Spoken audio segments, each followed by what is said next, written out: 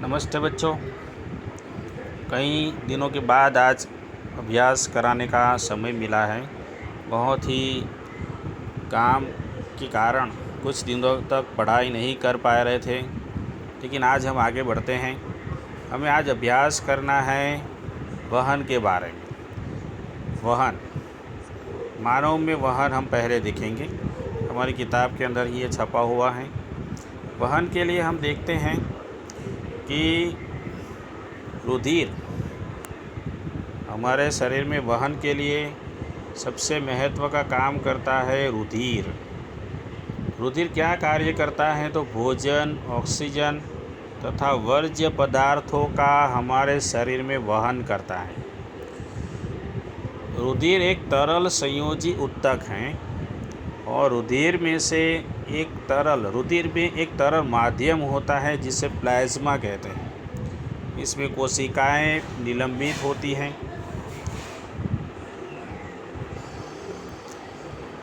Plasma भोजन, carbon dioxide तथा नाइट्रोजनी वर्ज्य पदार्थ का विलीन रूप में वहन करता है। ऑक्सीजन को लाल रुधिर कोशिकाएं ले जाती हैं। बहुत से अन्य पदार्थ जैसे लवण का वहन भी रुधिर के द्वारा होता है। लवण का वहन, हमारे शरीर में जो लवण होते हैं उसका वहन भी रुधिर के द्वारा ही होता है। अतः हमें एक पंपन यंत्र की आवश्यकता है जो रुधिर को अंगों के आसपास धकेल सके। नलियों के एक परिपथ की भी आवश्यकता है जो रुधिर को सभी ऊतकों तक भेज सके, तथा एक तंत्र की जो यह सुनिश्चित करे कि इस परिपथ में यदि कभी टूट फूट होती है तो उसकी मरम्मत हो सके। इसके लिए हमें अभ्यास करना है। हमारा हृदय जो है उसका अभ्यास करेंगे। हमारा हृदय जो है एक पंप जैसा कार्य करता है। हृदय में हमें कुछ चीज़ों का परिचय पहले देखना है कि यहाँ पर चित्र में देखते हैं।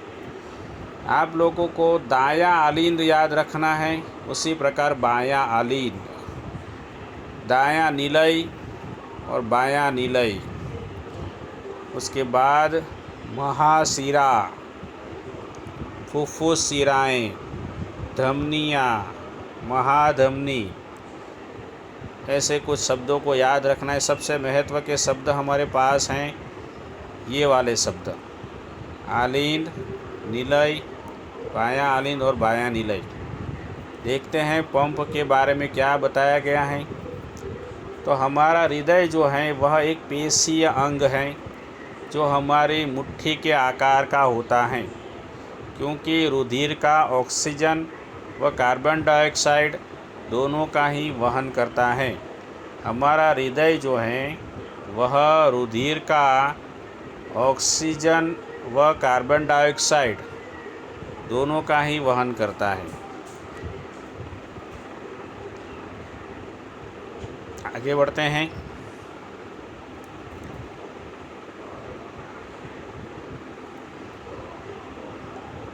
अतः ऑक्सीजन प्रचुर रुधिर को कार्बन डाइऑक्साइड युक्त रुधिर से मिलने को रोकने के लिए हृदय कई कोष्ठों में बटा होता है।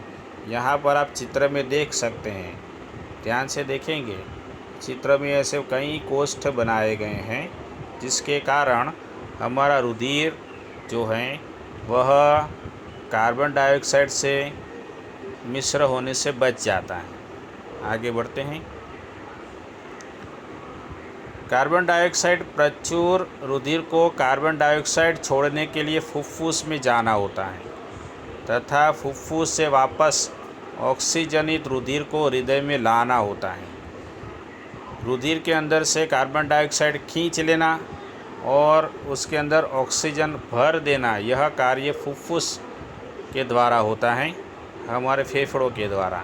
यह ऑक्सीजन प्रचुर रुधिर तब शरीर के शेष हिस्सों में पंप किया जाता है, पानी की मोटर की तरह पंप किया जाता है। इसके कुछ चरण हम समझते हैं। बहुत ही काम का पैराग्राफ है ये हमारे लिए। ध्यान से देखते हैं कि क्या बताया गया है। तो ऑक्सीजन प्रचुर रुधिर फुफ्फुस से हृदय में बाईं ओर स्थित कोष्ठ जैसे कि बायां आलिन उसमें लाया जाता है। इस रुधिर को एकत्रित करते समय बायां आलिन शिथिल रहता है। जब अगला कोष्ठ बायां निलय फैलता है तब यह संकुचित होता है, जिससे रुधिर इसमें स्थानांतरित होता है। अपनी बारी पर जब पेशीय बायां निलय संकुचित होता है तब रुधिर शरीर में पंपित हो जाता है। बाएं निलय के कारण रुधिर शरीर में पहुंचना शुरू हो जाता है। आगे बढ़ते हैं। ऊपर वाला दायां कोष्ठ दायां आलिंद जब फैलता है तो शरीर से विऑक्सीजनित रुधिर इसमें आ जाता है।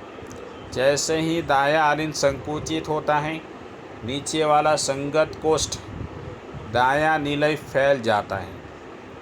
यह रुधिर को दाएं निलय में से स्थानांतरित कर देता है, जो रुधिर को ऑक्सीजनीकरण हेतु अपनी बारी पर फुफ्फुस में पंप कर देता है।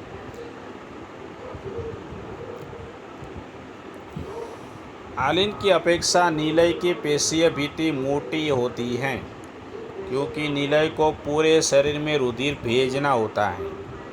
जब आलिंद तथा निलय संकुचित होते हैं तो वाल्व उल्टी दिशा में रुधिर प्रवाह को रोकना सुनिश्चित करते हैं। यह हो गए हमारे हृदय की बात। और उसके बाद फुफ्फुस में ऑक्सीजन रुधिर में प्रवेश करती है। किस प्रकार प्रवेश करती है वो देखते हैं। हृदय का दायां व बायां बंटवारा ऑक्सीजनित और विऑक्सीजनित रुधिर को मिलने से रोकने में लाभदायक है। इस तरह बंटवारा शरीर को उच्च दक्षतापूर्ण ऑक्सीजन की पूर्ति कराता है।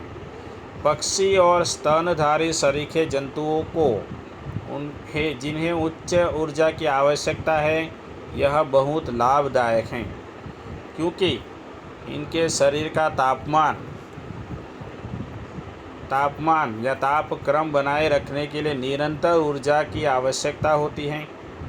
उन जंतुओं में जिन्हें इस कार्य के लिए ऊर्जा का उपयोग नहीं करना है और शरीर का तापक्रम पर्यावरण के तापक्रम पर निर्भर होता है। जल स्थल चर बहुत से सरीसृप जैसे जंतुओं में 3 कोष्ठीय हृदय होता है और ये ऑक्सीजनित तथा विऑक्सीजनित रुधिर धारा को कुछ सीमा तक मिलना भी सहन कर लेते हैं, जबकि मछली के हृदय में केवल 2 कोष्ठ होते हैं।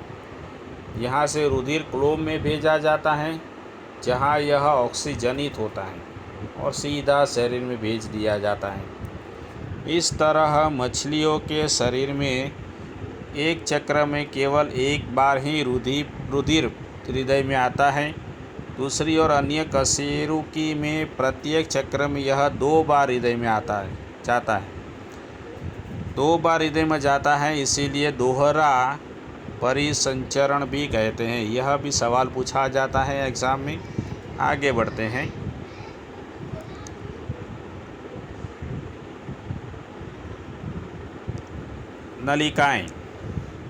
नलिकाओं में हमें 2 मुख्य रूप से नलिकाएं देखनी है, धमनी और शिराएं। धमनी जो है वह रुधिर वाहिकाएँ हैं, जो रुधिर को हृदय से शरीर के विभिन्न अंगों तक ले जाती हैं।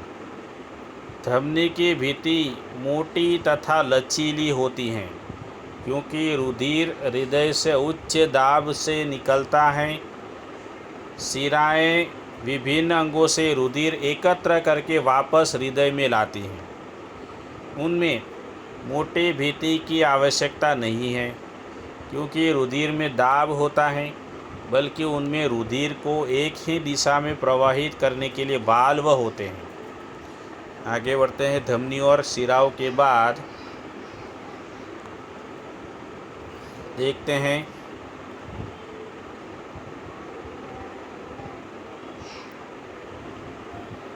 प्लेटलेट्स के बारे में देखेंगे। प्लेटलेट्स तथा अनुरक्षण। बहुत ही काम का है। हमारे शरीर में रुधिर का रिसना प्रारंभ हो जाए तो क्या होगा? तो जब हम घायल हो जाते हैं तो रक्तस्राव होने लगता है और तंत्र से रुधिर की हानि प्राकृतिक रूप से कम होनी चाहिए।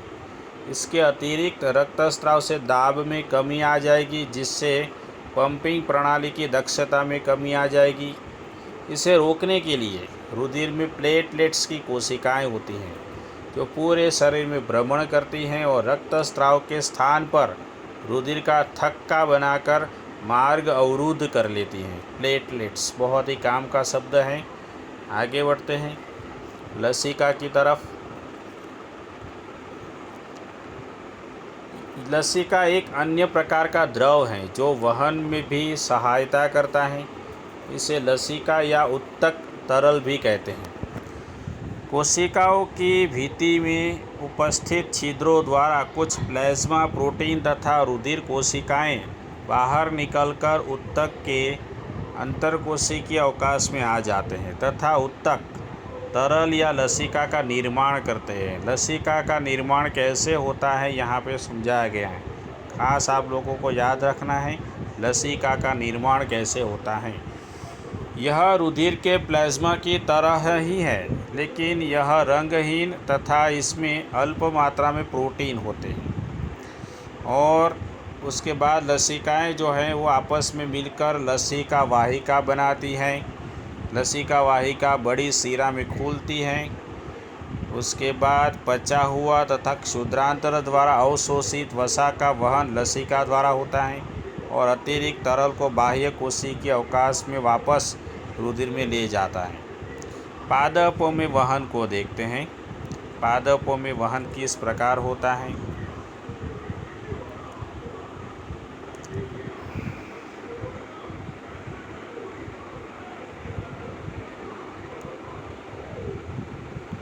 पादपों में वहन पादप किस तरह कार्बन डाइऑक्साइड जैसे सरल यौगिक लेते हैं और प्रकाश संश्लेषण द्वारा ऊर्जा का भंडारण क्लोरोफिल युक्त अंगों विशेष रूप में पत्तियों से करते हैं।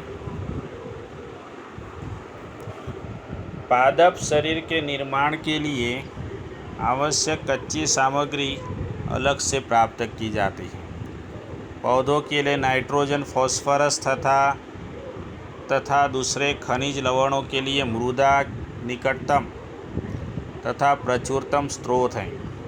इसलिए इन पदार्थों का अवशोषण जड़ों द्वारा, जो मृदा के संपर्क में रहते हैं, जड़ों द्वारा शोषण किया जाता है। यदि मृदा के संपर्क में आने वाले अंगों में तथा क्लोरोफिल युक्त अंगों में दूरी बहुत कम है तो ऊर्जा और कच्ची सामग्री पादप शरीर के सभी भागों में आसानी से वितरित हो जाती है। दूरी बहुत कम होती है तब। यदि दूरियां बढ़ जाती हैं तो पत्तियों में कच्ची सामग्री तथा जड़ों में ऊर्जा उपलब्ध कराने के लिए विसरण जो है वह प्रक्रम पर्याप्त नहीं होता। ऐसी परिस्थिति में परिवहन की एक सुदृढ़ प्रणाली आवश्यक हो जाती है। सुदृढ़ प्रणाली यानी कैसे आवश्यक हो जाती है देखते हैं। तो हमें पता है कि पादप प्रचलन नहीं करते। प्रचलन यानी एक स्थान से दूसरे स्थान पर जाते नहीं। और पादप शरीर का एक बड़ा अनुपात अनेक उत्तकों में मृत कोशिकाओं का होता है। इसके परिणाम स्वरूप पादपों में कम ऊर्जा की आवश्यकता होती है और अपेक्षाकृत वे धीमे वहन तंत्र प्रणाली का उपयोग कर सकते हैं। जिन दूरियों पर परिवहन तंत्र का प्रचालन कर रहे हैं, लंबे वृक्षों में वे बहुत अधिक हो सकती हैं। हम जल का परिवहन देखते हैं। पादपों में हमें सबसे पहले जल का परिवहन देखना है।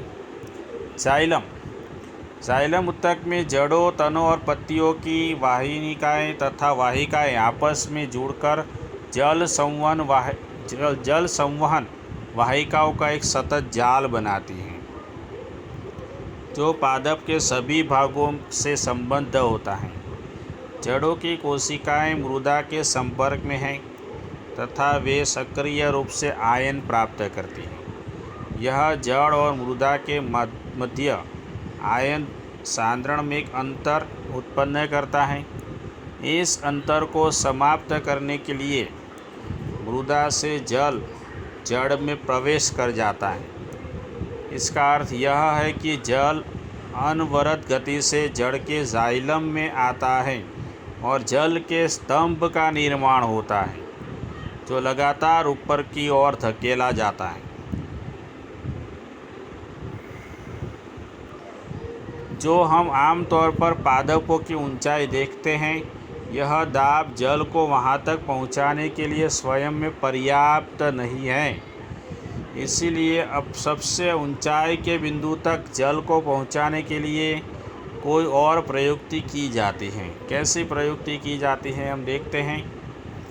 तो पादप को पर्याप्त जल पूर्ति होती है। जिस जल की रंध्र के द्वारा हानि हुई है उसका प्रतिस्थापन पत्तियों में जाइलम वाहिकाओं द्वारा हो जाता है। वास्तव में कोशिका से जल के अणुओं का एक वाष्पन एक चूषण उत्पन्न करता है। अणुओं का वाष्पन एक चूषण उत्पन्न करता है। वो जल को जड़ों में उपस्थित जाइलम कोशिकाओं द्वारा खींचता है।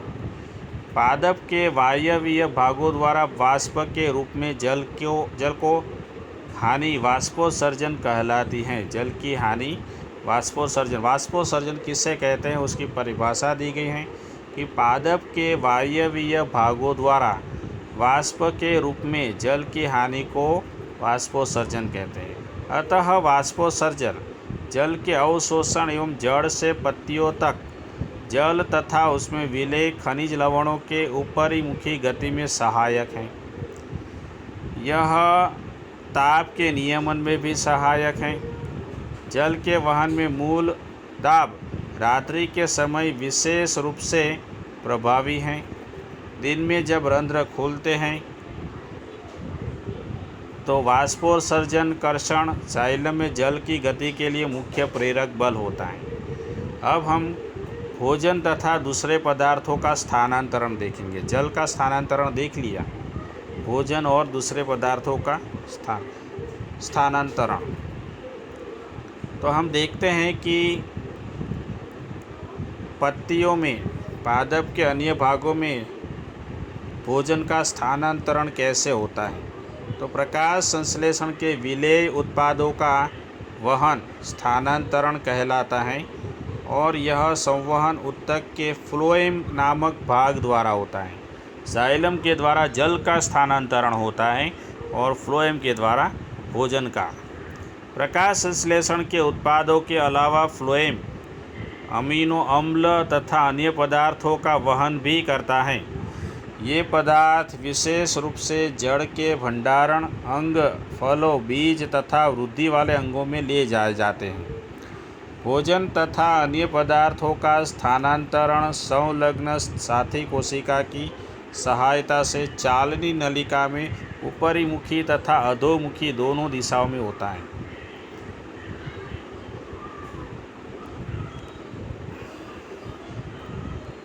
तो जाइलम द्वारा वह परिवहन जिसे सामान्य भौतिक बलों द्वारा समझाया जा सकता है।